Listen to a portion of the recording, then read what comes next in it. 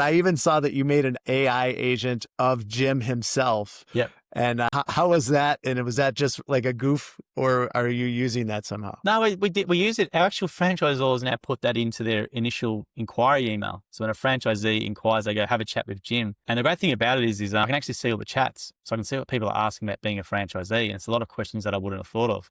And then we can create content from that. So it's an American company called Delphi.ai. And I've always had this vision, because we've done so much content with Jim over the years. Like, we've got terabytes of content with Jim.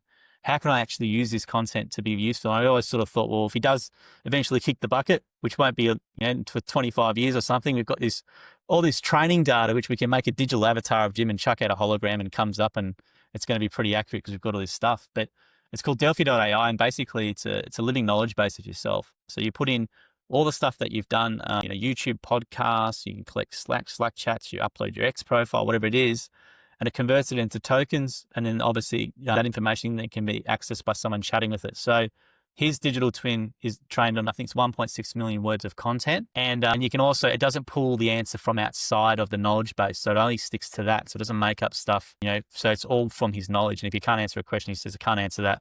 And we get a flag saying your Delphi got stuck and couldn't answer this, and we can put a manual answer in. But that's been really, really good for us. And I can actually see all the chats. It's pretty big in America. Like, a lot of the people in private equity and some big people there are just getting these things done, because when they're not available, their staff can access their digital twin. What would Brian do? Well, I've got this situation, Brian. What would you do in this situation? Right. And they can ask it and get a pretty good answer, as opposed to having to email the founder. So the technology is called Delphi.ai. But it's a really cool concept, I think.